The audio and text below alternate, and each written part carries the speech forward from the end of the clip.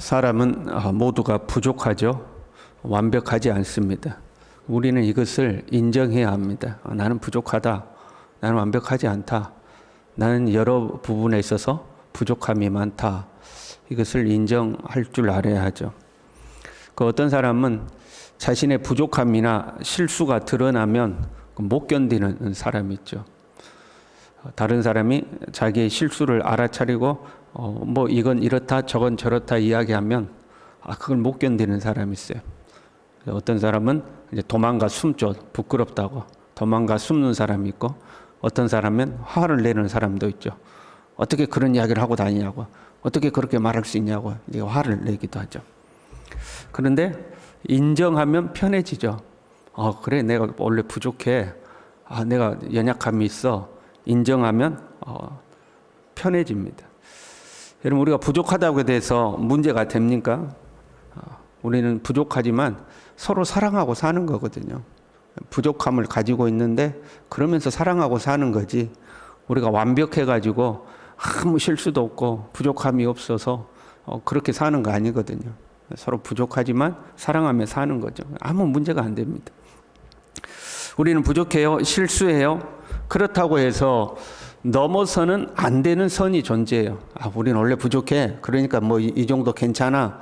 그 넘어서는 안 될 선이 있는 거죠. 실수하고 부족한 것과 범죄하는 것은 또 다른 거죠. 이 죄를 짓는 것도 일시적이고 순간적인 죄, 그리고 갑자기 막 화가 뻐럭 났다거나 일시적이고 순간적인 거잖아요. 그것과 지속적이며 계획적인 죄는 다른 거죠. 우리는 순간적으로 실수할 수는 있지만 계획적으로 지속적으로 죄를 지어서는 안 되는 거죠. 남을 험담하고 정죄하는 수준의 죄와 그 사람을 모함해서 죽음에 이르게 하는 죄는 완전히 다른 거죠. 살다 보면 우리가 남에 대해서 좀 험담할 때도 있잖아요.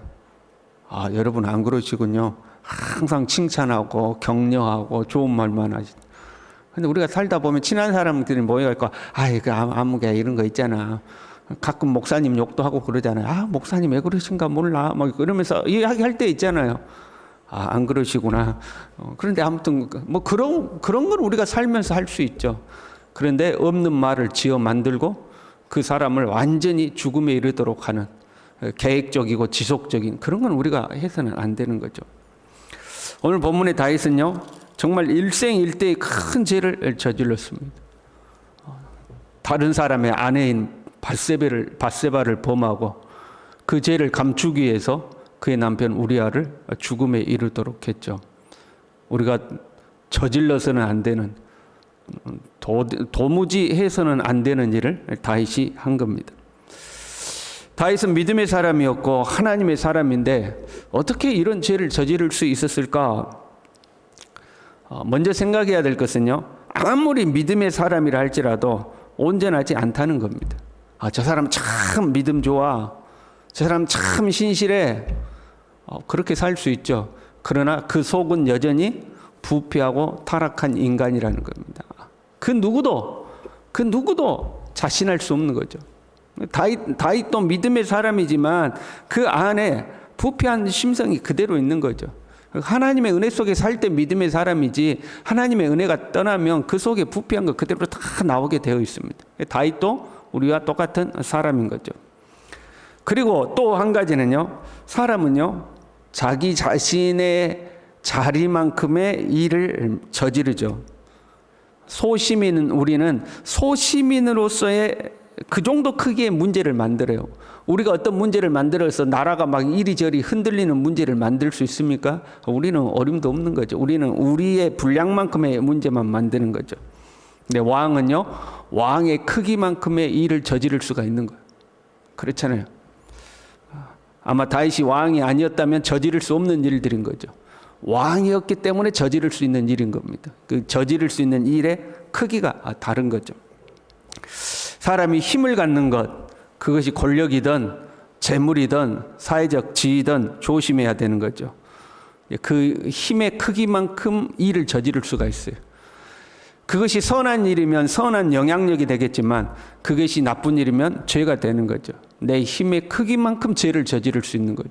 다윗은 왕이었기 때문에 왕의 크기로서 죄를 이제 저지른 게 되는 거죠. 표제어가 이렇게 돼 있어요. 다윗이 밧세바와 동침한 후 선지자 나단이 그에게 왔을 때, 나단이 오기까지 시간이 좀 걸렸어요.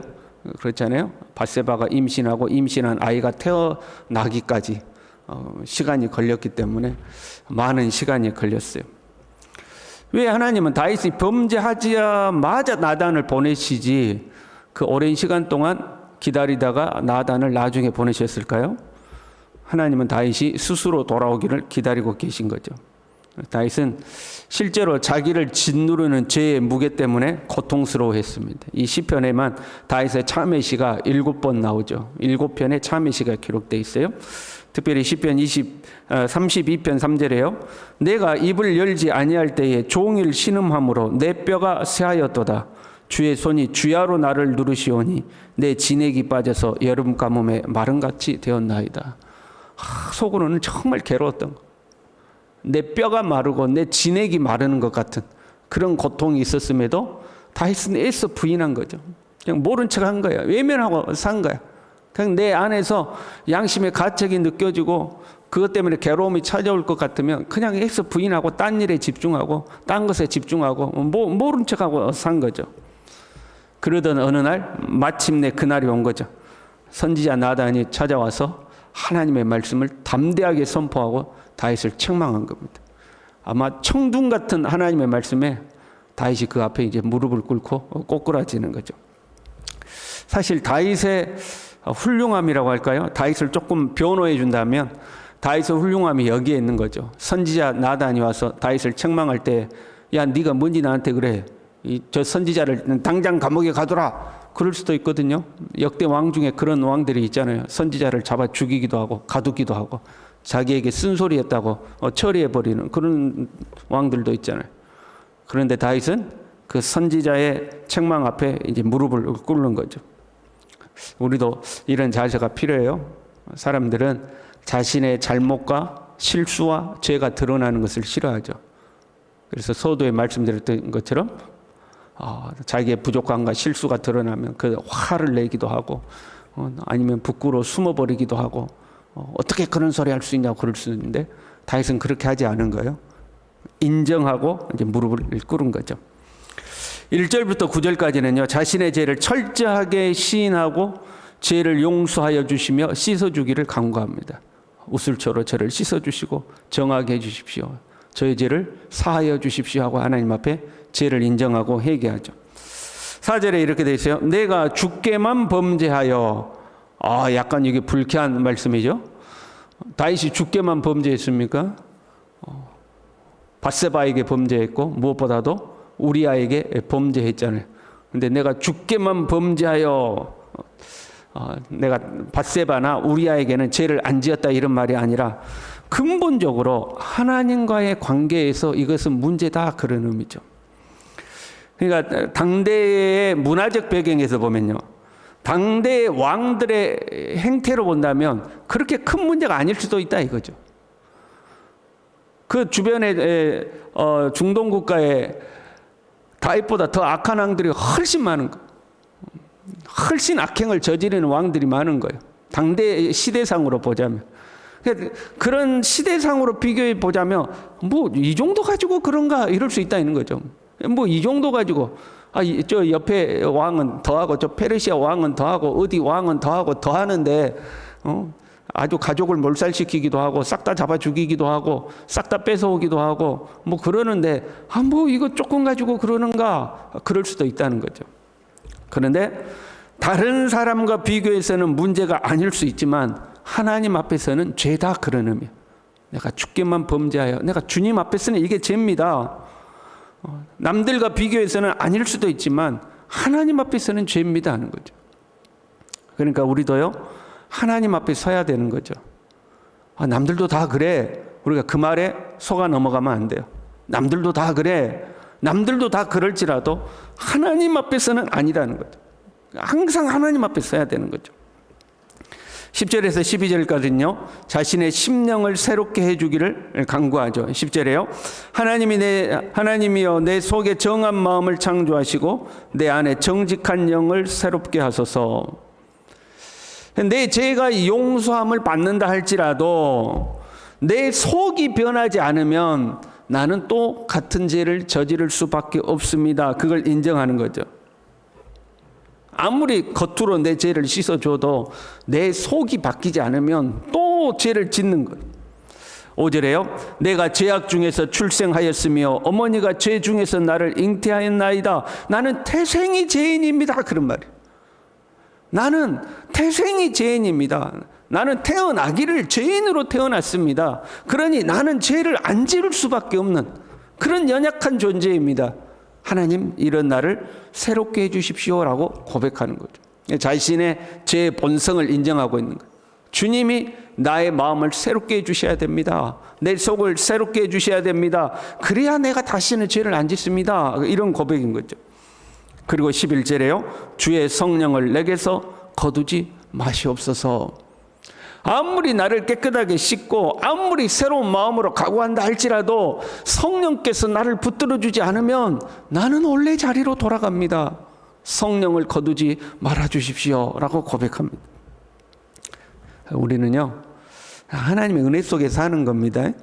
여러분 새벽에 나오셔서 기도도 하고 거룩하게 예배도 드리지만 하나님의 은혜가 우리를 떠나면요, 우리의 부패함이 그대로 다 나오게 되어 있습니다. 그래서 성경은 우리가 그리스도로 옷을 입었다 그렇게 표현하는 거죠. 속은 그대로 똑같은 거예요. 옷을 그리스도로 옷 입었을 뿐입니다.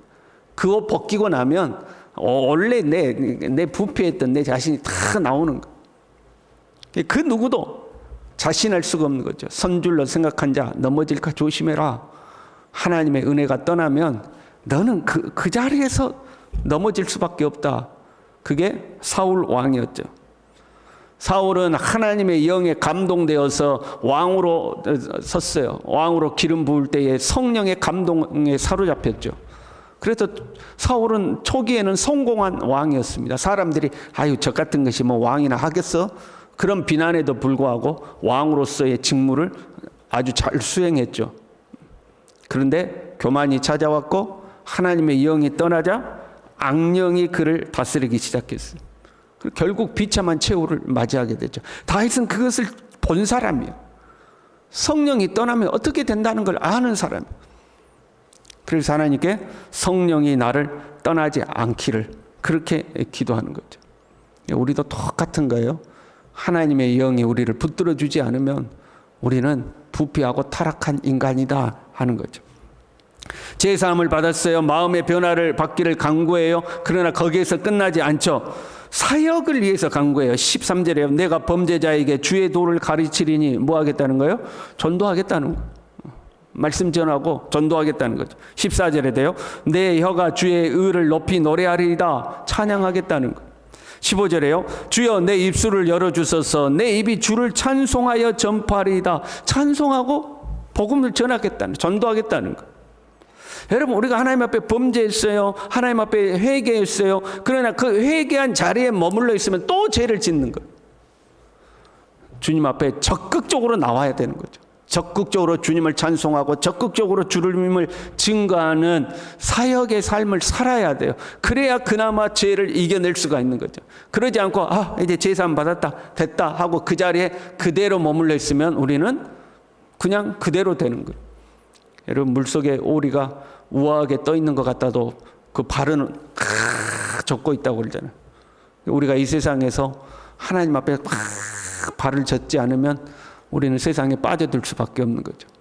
그래서 우리는 주님을 찬양하고 주님을 전하는 사역의 삶을 살아야 하는 거죠. 일하지 않는 자는 이런 병들게 되어 있는 겁니다. 우리는 여전히 부족해요. 실수해요. 그때마다 하나님의 은혜를 구해야 합니다. 더 나아가서 이런 나를 사랑하신 주님, 이런 나를 위하여 예수 그리스도를 아낌없이 내어주신 하나님, 그 하나님의 은혜에 감사하고 나를 구원하신 예수 그리스도를 증거하는 증거의 삶을 살아내는, 그래서 오늘도 주님 앞에 한 걸음 더 나아가는 우리 모두 될 수 있기를 바랍니다. 기도하겠습니다. 하나님 아버지, 우리는 부족합니다. 실수가 많습니다. 주님이 우리를 붙들어 주지 않으면 우리는 또 넘어지고 또 넘어지는 연약한 자들입니다. 성령이여, 이 새벽 우리 가운데 임재하시고 우리의 모든 연약함을 예수 그리스도의 보혈로 정결하게 씻어주시고 우리의 마음에 성령의 충만함으로 임재하여 주셔서 이제는 죄악에 허덕이지 아니하고 주님의 거룩하신 이름을 찬양하며 주님을 증거하는 복된 삶을 살아갈 수 있도록 우리 모두를 붙들어 주시옵소서. 예수님의 이름으로 기도 올리옵나이다. 아멘.